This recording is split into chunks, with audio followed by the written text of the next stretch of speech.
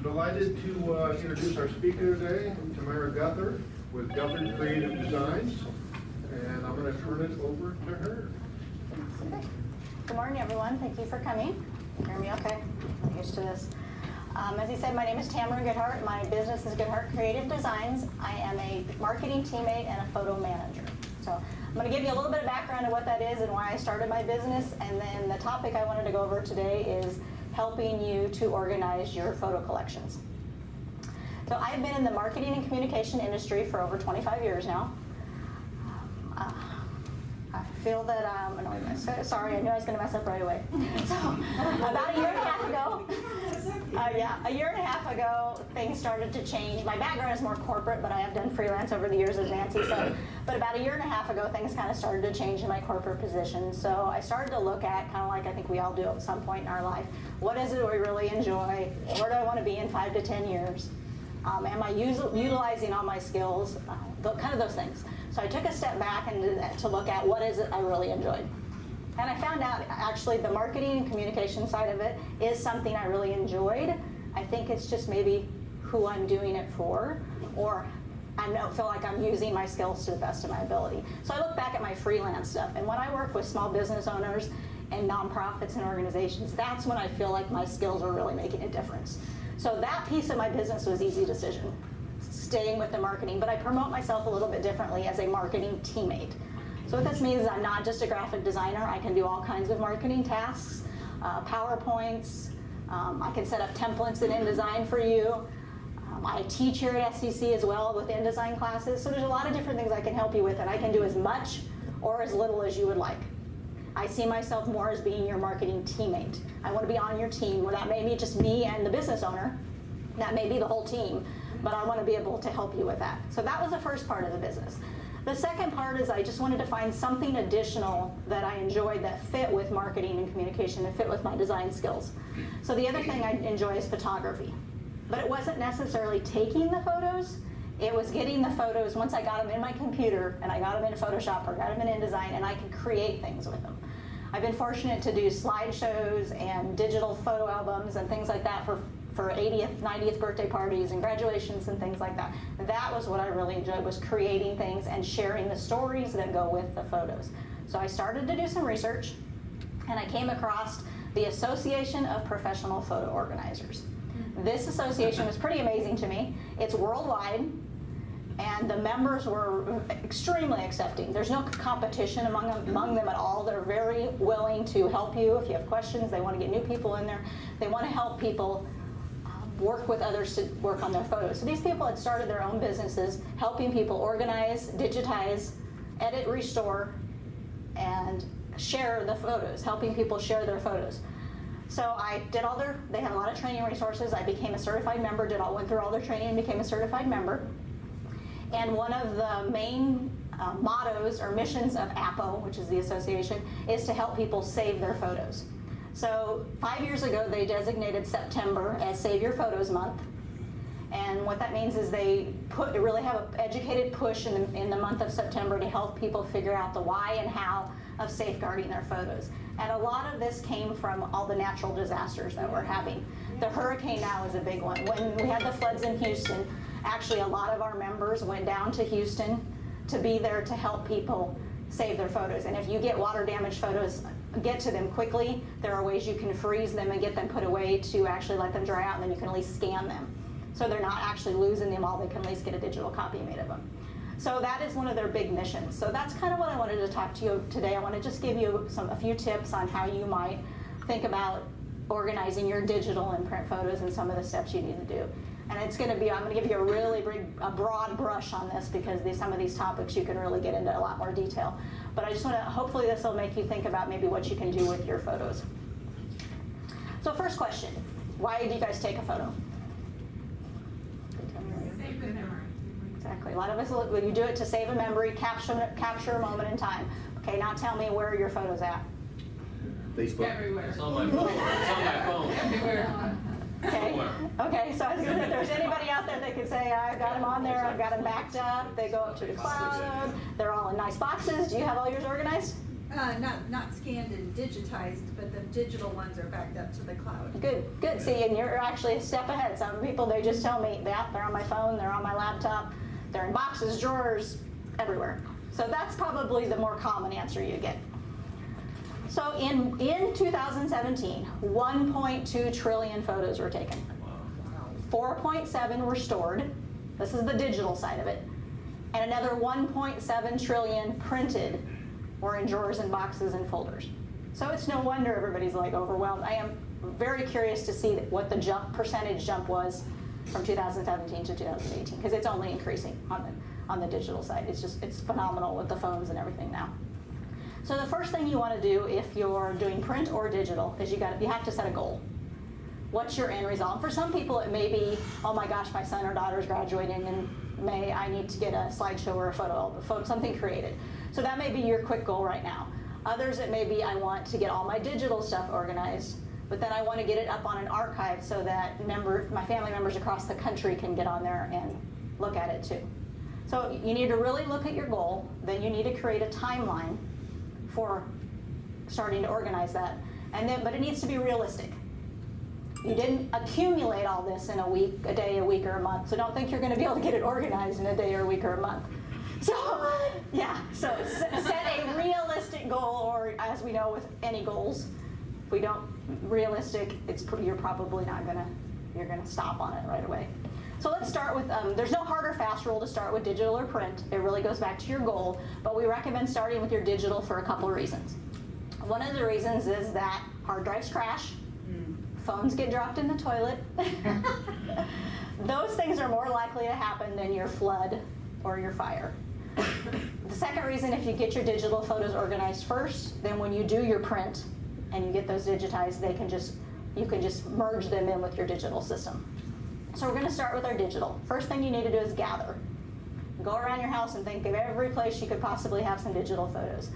And this could be, I know some people that just fill up an SD card, buy another SD card, buy another SD card, buy another, so they've got tons of SD cards. You may have them on old phones, old laptops, old hard drives, all your current ones. So just go find everything. You may even have, I'm gonna date myself, floppy disks, zip drives. We can still get those things off of those, so it's not impossible. So if you have photos on any of those, gather. We're not looking at anything. Don't open anything up now. Just get it in a box. Then you need to create a digital photo hub, or a home of where your photos are all going to be. Whether that's a laptop you can designate for your photos, a lot of people buy an external hard drive. So get your photo hub. Then you're going to copy everything off of those that you found onto your hub. So now we have a digital mess, right? But I want you to back up the mess before you start doing anything else. Because as you start to organize, you start to delete things, you may get a little trash happy and things happen. Accidents happen. So get a backup started for you. Then you're going to start thinking about your structure. How do I want to organize? I like to organize just with your native file folder structure like on Windows. Some people like to use photo organizing softwares. If you choose to use a photo organizing software, I strongly suggest there's a lot of trials out there. Get the trial period, take a section of your photos and try it out, because there are going to be some things, and this is one area that it could be a long talk, so I can't get into all of it, but really look at how it fits with the operating system you have, the technology you have, what your lifestyle is, how much time you want to spend on it. And the other thing with some of the photo organizing software is they're proprietary, meaning it will take your photos and it will dump it into that software. So then say that company goes out of business somewhere along the line. You may have a hard time getting those photos out of that system. There are others that are a hybrid of the two, so you can have your structure on your computer and then it just opens them up in a software system and you can do your organizing. That's probably the one that most people suggest, but if you want to do the proprietary one, just look into what's going to happen if I need to pull them back out. And then the other thing with structures is you want to start thinking about, how do I want to organize them? Do I want to go chronologically? Do I want to organize them by themes? Most people do a hybrid of the two. So for example, you're going to start doing decades, so 70s, 80s, 90s. Then you might do the year inside the decade. And then when you get inside the year, you might start doing themes, travel, birthdays, things like that. So a lot of people do the hybrid of the two. So you start thinking about your structure. Then how we start to do is we like to organize by what's called the ABCs. So you look at A is your album. A is your best photos you would probably put into an album if you were going to do that. B is a box. So this may be 2 or 3 photos that go with that really good photo, but they're not my best ones. C is the can, trash can. We're going to get rid of blurry, dark, heads cut off, people in there that we don't even know, we're not sure why we took in the first place. That's your trash can. And then S is your stories. S is a photo that may not be the best photo. It may be a little blurry, maybe a little dark, but it's got a story with it. So I definitely want to keep it. This tells me something about my mom or my dad or my grandparent. Those may go in the album eventually, but that's the S's. The next thing you can do is eliminate your duplicates. Now the good thing about eliminating your duplicates is there's software out there that can really help with this. For the Mac, there's Photo Sweeper. For the PC, there's Duplicate Finder. So this can go through your system and find duplicates or near duplicates for you. So like for myself, I took a ton of pictures of my kids' sports events. And I would have 20 shots of one that they all looked really similar. I just need one. So it will go through and find, and actually can really cull down your collection pretty quickly when you start to eliminate the duplicates. The next step with digital photos is you can start adding what they call metadata. So you can start adding the information that goes with the photos. So like for example, a lot of people used to write on the backs of photos or underneath them in their albums. This is the information that's going to be your metadata. And it's digitally attached to the file and goes with the file if done properly. I want to talk about the proprietary photo, a lot of your photo organizing systems. This is another thing you want to look at when you do your photo if you choose a system or a software. If you add the metadata in some of those and you pull the photo back out later, it strips it. So if you're going to take the time to add all that information to your photos, make sure whatever you're using is going to retain that information. Then we've got it all organized. Now we want to make sure we have a backup strategy. We go with the 3-2-1 backup strategy. So you want to have 3 copies, 2 different mediums, 2 different media devices, so your hard drive, maybe the cloud, and then you want to store one of them off-site. So take it to somebody else's house, put it in a safe deposit box, whatever your choice is, but 3-2-1. And then the last thing would be to make sure after you've gone to all this effort of doing everything, make sure you set up a regular maintenance plan. You don't want the chaos to create again. So in your folder structure, create a folder maybe that's to be organized.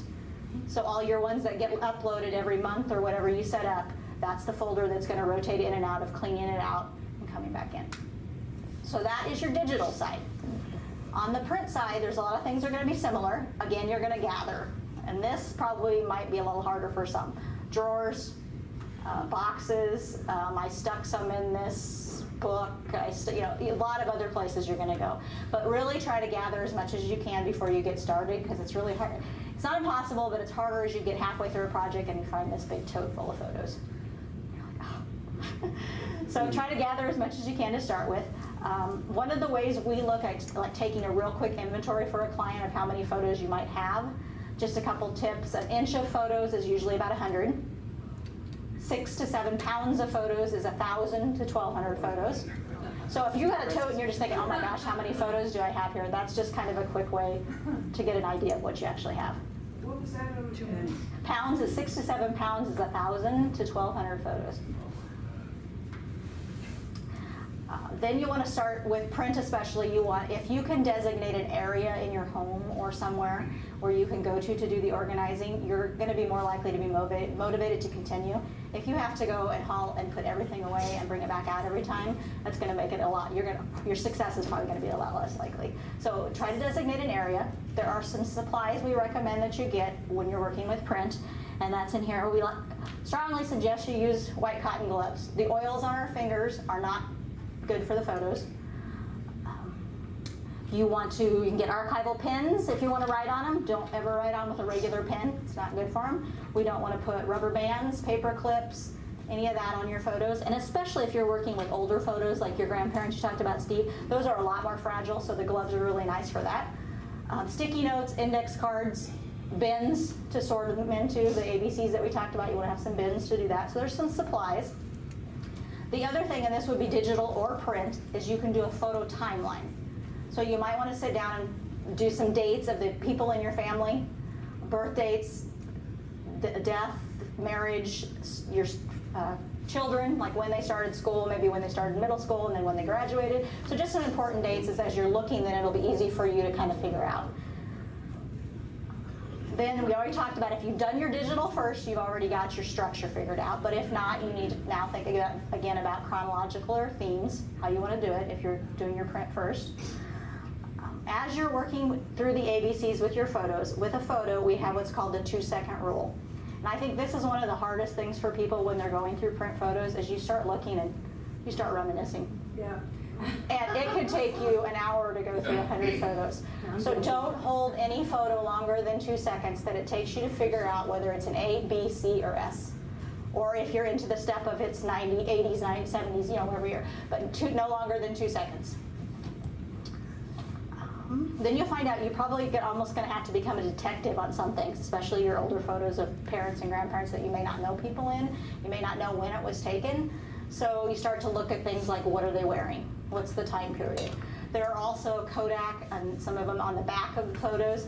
What they had printed on the back of the photos can tell us what decade it was printed in. So we can start to look at things like that. Even your own kids. I know I was helping a lady with some photos and we couldn't figure out a couple dates. Well, the kids were missing their front teeth. Kindergarten, first grade, you know? You just start to look at some of those to kind of be a detective. Now, if you do not have time to organize your photos right now, we just at least want to make sure that they're safe. Are we storing them in the proper places? Are they stored in archival boxes? We do not want them in basements or attics. You really want them somewhere that the temperature is an average temperature, low humidity, no direct sunlight, not with rubber bands, paper clips. We just want to make sure we get them stored safely. We also want to look at those old photo albums. I had one, I think more of the photo albums where they used to be more like a scrapbook. The paper was that black paper. Well, the glue that they used is very acidic, and those albums are really starting to crumble. Get them out of the albums. The other one is the magnetic album, where you pull up those are horrible. They're actually called the chemical sandwich, because the chemicals on the back and the chemicals in the plastic are eating those photos away. So if you do nothing else in your organizing, go home, get those out of those albums and get them into a box at least, so that they won't continue to deteriorate. And then the last step with your print would be to think about what you want to scan. You may not need to scan them all. Maybe you just scan your A's and your stories. But if you choose to scan them yourself, there are a lot of good scanners and reasonably priced scanners out there. Just make sure you're scanning them at a high resolution. We recommend you scan them at 600, and just look, really look and research a little bit of what scanner you want to get, and so that you don't spend all that time and then later find out that you can't do much with them because they were scanned too low. Then once they're scanned, you can go into those same steps that we did with digital. You can add the metadata to them. You merge them in with the system that you've already created with your digital files. Scan them as PDFs? No, well, most scanners will scan them as TIFFs and JPEGs. And you can choose whether you want to, keep both of them. Kind of depends on, most people just get, a lot of people just keep the JPEG. Because unless you're going to do poster size. Then the last step of it is just, let's think about sharing them and doing something with them. Don't just get them all organized and then just leave them in the boxes. I think that's one of the biggest things of, even with the digital now, we were talking and you said it's all instant. And it is instant with a lot of people now. But even that, print some of them out. Put them, get into one of those digital frames that cycles through your photo. Do something, share your photos. We don't take them to put them in boxes or leave them on our computers. Do something with them. So you can do photo books, you can do slideshows. There's so many different gifts right now too. There's blankets and puzzles and just different things you can make with your photos. So I encourage you to do something with them. And the other thing is you could create the family archive. This is the thing where I talked about you might get them all scanned and you want to share them with family members across the country. So there are sites like SmugMug. Some people will use Dropbox. So you can get them up there. And the other thing is that if you're trying to figure out people in old photos, and you may not know them, but you may have an aunt and uncle that live in another state, you can get those up there, and then you can all be entering data with them. And it's kind of like you can do some of your genealogy research by getting them up on a site like that. So I just encourage you to share them now. Create something and share. Thank you. Okay, lots of questions. Okay. Yeah. Good. It's fascinating. I mean, obviously my shoebox isn't cut. So my dad, 87, he's got the photo albums, spends a lot of time reorganizing. Now, what about slides? Yeah. He's got a slide show deal. yeah. He loves to put up the screen. Right. Can you do the same process digitally with these slides? Yeah, we can scan slides, we can Really? scan film, and actually negatives will actually scan better than a print. So That's like the native of it. So like when you're shooting in camera and raw, okay. a negative is like raw. It's the better of the two. So if you still have negative, but yes, we can scan slides. Once in a while I grasp the obvious. So these processes are great, but really the easiest thing for me would just call you. Well, and the thing This is great. well, and the Way to thing get is, right to the we chase. can Right help. to it. We can help as little or as much as you I want. think it's fascinating. We can get you started on the process if you're someone that likes to do it yourself. Let's just get the structure started, and then you know what your goal is, that you know what you're doing. So it's as little or as much as you want. I gotta get you. I've done. Yeah. I have a comment when you talked about scanning out of the old photo albums and Mhm. sticky albums and so forth. Before you take them out of the album, scan the whole page. Good. Because I had Yep. an album that my aunt gave me, and there was a reason why she had them in Yep. the order that she did, which I found out later Yep. after I cut them all apart and pulled them apart. No, that's actually a good I was in such a point. hurry to get them out of there. Then you may not know exactly why they were doing it, but it really helps when you organize them later or you're trying to. No, that's a perfect point, Judy, because actually when we do, if somebody wants us to make a digital album of a current album, we will actually take a picture of all the pages. So that when we go to Yes. reorganize it, And a friend of or mine- even just to know the order of them when we do scan them, we can look back at the And a friend prints. of mine did that. She had an old album that somebody in her family had made, and she wanted a copy of it. So she had someone that does what you do, scan it all and make a new album just on paper. And just print it out. It was, yeah. Yep, and we can scan, and there's other things too, like I know a lot of younger moms, you have artwork that accumulates from your kids. We can scan bigger things. I actually have a little mobile scanner that will scan even like tapestries, and it will stitch it back together. We can scan 3D things. A lot of people will scan old plaques. They don't want to keep the plaque anymore, but or they'll take a picture of it and then put it in something. So it's not just photos, it's memorabilia too.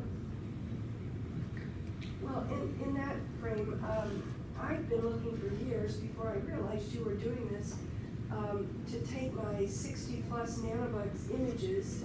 I've got them in all different resolutions and formats in all different places on my computer. And when I license those images, I'm scrambling to find the best one. for that Which person. fits whatever format. So that's what I'm looking for. In business, I think there's lots of applications. Well, yeah, there's a lot of businesses too that have been around for over 50 years, and I'm sure they have a lot of old photos that, one, by digitizing and archiving them, they can use them in their social media. Yes. Preach it. So there's a lot of applications there too. Good question. Yeah. What do you do, in my case, I've got a bunch of old photos. I don't know who is in the picture, and I don't have any relatives left Yeah. to consult with to find out who they are. So what do you do? I mean, some of them are very old, probably from the 1800s. I hate to just hit them, but what A do you lot do? of people, if there's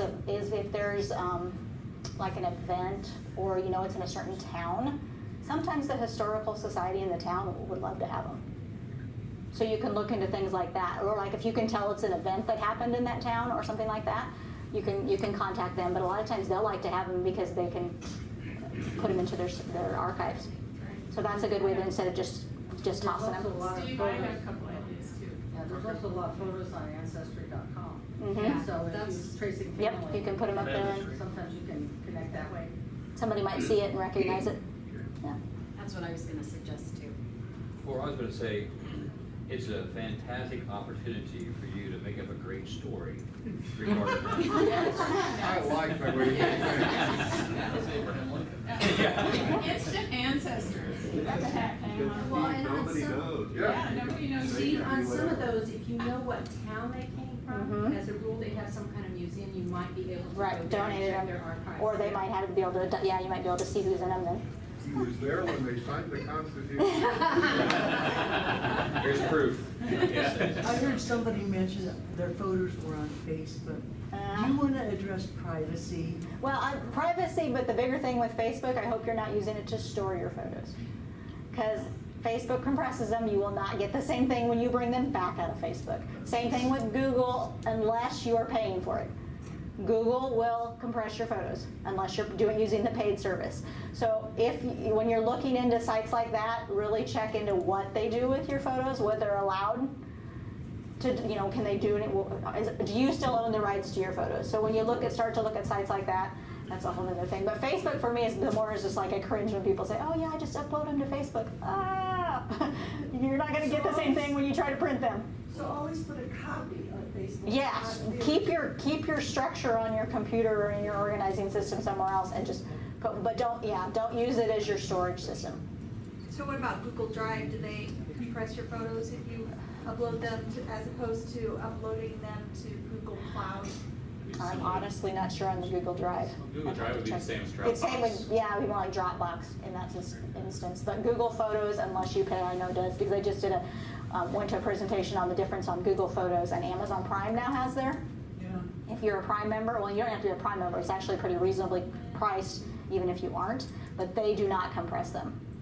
So if you're a Prime member, that might be something for you. And it has a lot of benefits as far as merging multiple people's phones and systems.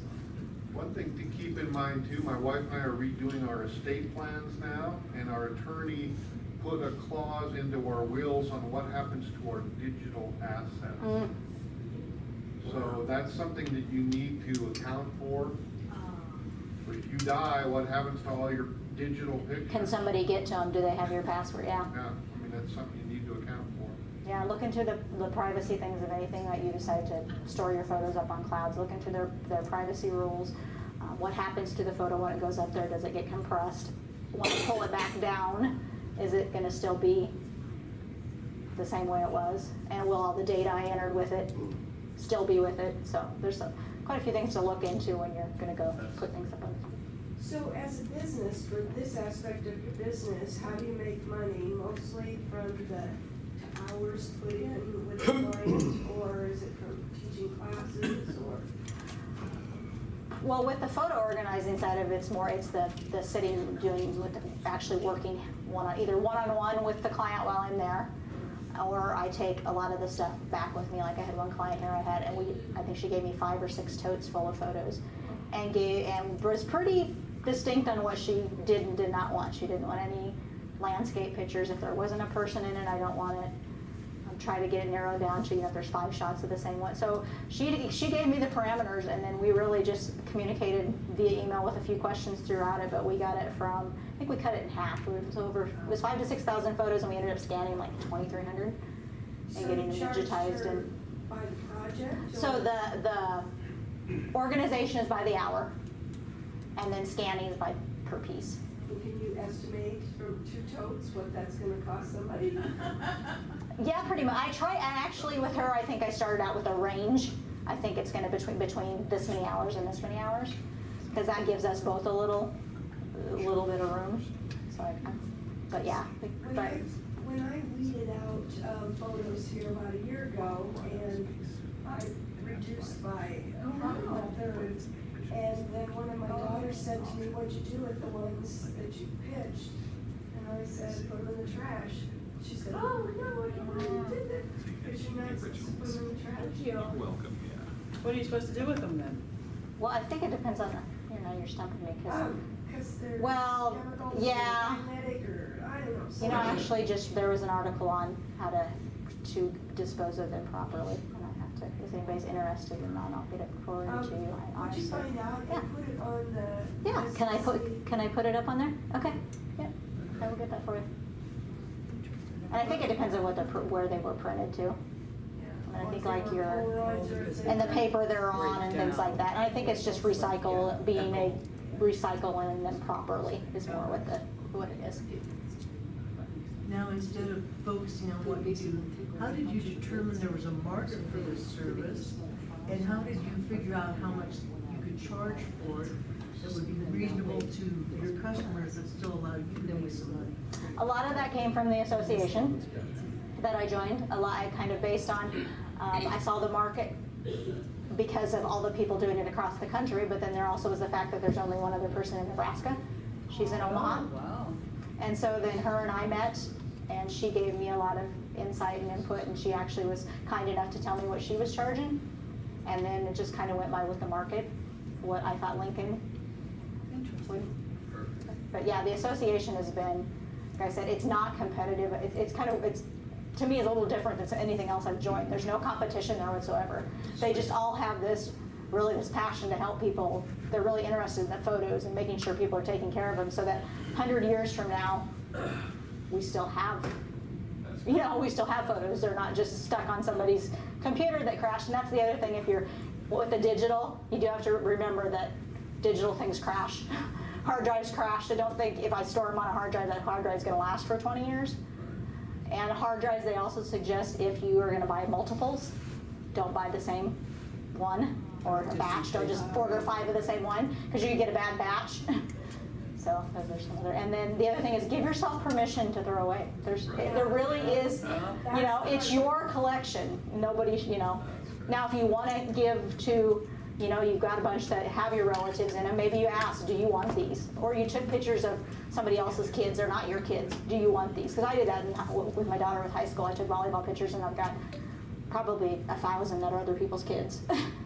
But at the time, it seemed good, because I thought, well, maybe they'll want a slideshow, or maybe they'll, So. Yeah, I just uploaded mine to Dropbox and let them have access to it so they could download. So they could get what they wanted, and then do you clean after they've got in there? Have you cleaned them out? No, because that means I have to go through each individually and look for my son. And see, and that would be the good thing, is when they have keywords, you can search for your son's name. Yeah. Or the sport. So that is the other good thing about metadata. Once you start putting that little bit of information with them, you can search them. And a lot of the new software, I think that's why people like Google Photos. It has that facial recognition thing. But like I said, it does compress them. So if you're going to do that, make sure that you're paying for the extra. But it also, if you start doing the facial recognition, adding your keywords on Google, Google is one that will strip it. So that will not still be there when you pull it out. How many people in the association? I think there's only about 400 members worldwide. There isn't a ton. Most of them are East and West Coast. A lot of them, there's a guy I connected with in Sweden. Are they all old? No. Are they all? No, actually there's one guy in, I think you find the older ones a lot of them seem to generate more towards the print side of it. Not always, but there's a gentleman in Chicago area that is phenomenal on the digital side, which that changes so much that I have to, the digital side really, the software changes, and I think that's probably going to be the most challenging side of it, because you really have to kind of stay on top of it. But that's he's an Adobe. He knows all the Adobe products. He uses Lightroom, so he's just a real techie guy. So I think everybody kind of goes to him for that. So it just kind of depends. Do you want to do? We are out of time, but thank you so much. Thank you. We do a Focus Suite mug. Thank you. And I failed to make a couple of announcements, so real quick. First of all, I want to thank